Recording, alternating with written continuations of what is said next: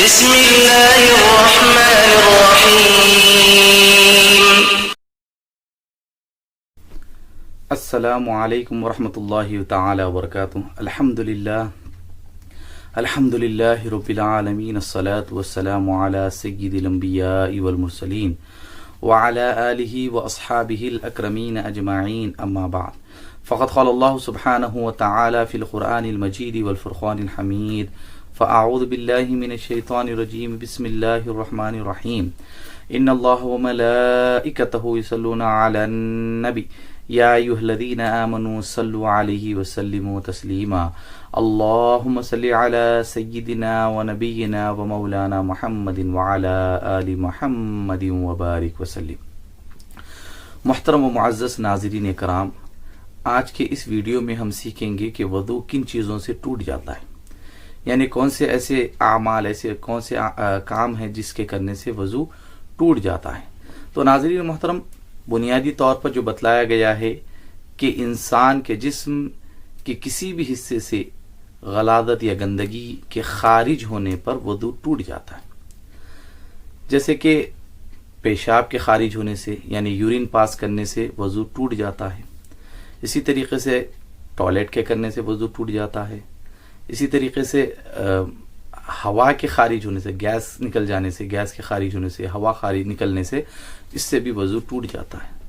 اسی طریقے سے بتلایا گیا ہے کہ اگر انسان کے جسم پر کہیں پر زخم ہے اور اس زخم سے خون بہہ رہا ہے یا اس زخم سے پیپ بہہ رہا ہے تو اس سے بھی وضو ٹوٹ جاتا ہے.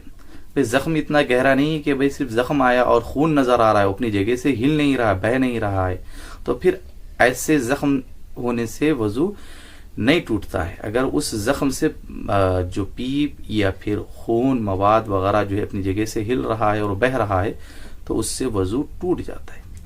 تو ناظرین محترم، یہ بات رہی کہ کن چیزوں سے وضو ٹوٹتا ہے. اب رہی بات کہ کوئی ایسا شخص ہے کہ جس کو مسلسل پیشاب کے قطرے خارج ہوتے ہیں، تھوڑی تھوڑی دیر کو پیشاب کے قطرے نکل جاتے ہیں، یا پھر ایسا شخص ہے جس کو ایسا مرض لاحق ہے کہ وہ مسلسل اس کو ہوا خارج ہوتی رہتی ہے، تو ایسے شخص کے لیے کیا حکم ہے؟ بھئی یہ تو ممکن نہیں ہے کہ بھئی وہ ہر تھوڑی دیر کو وضو کرتا جائے اور نماز پڑھتا جائے، ہر تھوڑی دیر کو وضو کرتا جائے، قرآن کو جو ہے پڑھتا جائے. تو شریعت کی نظر میں اس کو جو ہے معذور کہا جائے گا یا پھر اس کو مریض کہا جائے گا.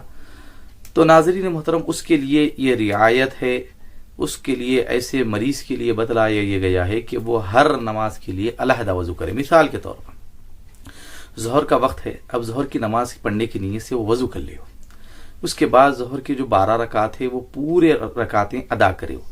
بھلے ہی وہ نماز ادا کرنے کے درمیان میں کتنے بھی مرتبہ اس کو ہوا خارج ہو جائے، یا پھر پیشاب کا اگر مریض ہے تو اس کو کتنے بھی مرتبہ جو ہے اس کے پیشاب کے خطرے اس سے خارج ہو جائے، لیکن اس کا وضو قائم رہے گا. یہ کس کے لیے ہے؟ جو مریض ہے، جو مسلسل جس کو پیشاب کے قطرے خارج ہوتے ہیں، جو مسلسل جو ہوا خارج ہوتی ہے، ایسے شخص کے لیے، عام آدمی کے لیے نہیں جو اتفاقی طور پر جو ہے قطرہ پیشاب کا نکل گیا، اتفاقی طور پر جو ہے گیس خارج ہو گئی، ایسے شخص کے لیے نہیں ہے، وہ اس کا وضو ٹوٹ جائے گا. لیکن جو مسلسل جو اس مرض کے اندر مبتلا ہے، جو مریض ہے، ایسے شخص کے لیے یہ حکم ہے کہ وہ وضو کرے. جیسے نماز ظہر کا وقت ہے تو پوری نماز ادا کر لے، اب اس کا وضو قائم ہے. جیسے ہی نماز ختم، اس کا وضو ختم. پھر دوبارہ اگر وہ قرآن پڑھنا چاہتا ہے تو پھر دوبارہ قرآن پڑھنے کی نیت سے وضو کرے، پھر وہ قرآن پڑھے. پھر جیسے ہی اس کا یہ عمل ختم، وضو ختم. بہرحال اس طریقے سے جو ہے ایسے مریضوں کے لیے یہ حکم دیا گیا ہے کہ وہ اس طریقے سے عمل کرے. اور ایک چیز ناظرین محترم، بہت سے لوگوں کی یہ غلط فہمی ہے کہ بھئی وضو جو ہے شرمگاہ کو دیکھنے سے یا اس کو ہاتھ لگانے سے وضو ٹوٹ جاتا ہے. تو یہ بالکل غلط بات ہے، اس سے وضو نہیں ٹوٹتا ہے. خود اپنی شرمگاہ پر نظر پڑ جائے، یا چھوٹے بچوں کی شرمگاہ کو اگر کوئی دیکھ لیا ہے کپڑے وغیرہ تبدیل کرنے کے درمیان، تو اس سے وضو نہیں ٹوٹتا ہے. اسی طریقے سے کچھ لوگوں کا یہ غلط فہمی ہے کہ بھئی قہقہ لگا کر ہنسنے سے وضو ٹوٹ جاتا ہے. تو یہ بالکل غلط بات ہے. مسکرانے سے، ہنسنے سے یا قہقہ لگا کر بھی اگر کوئی ہنستا ہے تو اس سے بھی وضو نہیں ٹوٹتا ہے. اسی طریقے سے اگر زبان سے انسان اگر کوئی جھوٹ بول دیتا ہے، چغلی کر دیتا ہے، یا بد کلامی گالی وغیرہ بک دیتا ہے تو اس سے لوگ یہ کہتے ہیں کہ وضو ٹوٹ جاتا ہے. جی نہیں، اس سے وضو نہیں ٹوٹتا ہے.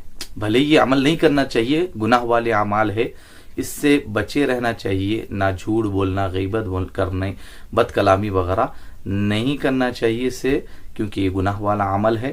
لیکن اتفاقی طور پر اگر کوئی کسی سے اگر ہو بھی جاتا ہے تو اس سے وضو پر اثر نہیں پڑتا، وضو نہیں ٹوٹتا ہے. اسی طریقے سے یہ بھی لوگ سمجھتے ہیں کہ بھئی سگریٹ پینے سے یا گٹکا کھانے سے یا تمباکو وغیرہ استعمال کرنے سے، پان وغیرہ کھانے سے وضو ٹوٹ جاتا ہے، تو اس سے بھی وضو پر اثر نہیں پڑتا، وضو نہیں ٹوٹتا ہے. تو ناظرین محترم، آج کے اس ویڈیو میں ہم نے یہی سیکھا کہ وضو کن چیزوں سے ٹوٹتا ہے اور کن چیزوں سے وضو نہیں ٹوٹتا ہے. امید ہے کہ آپ ان باتوں کو اچھی طریقے سے سمجھ گئے ہوں گے.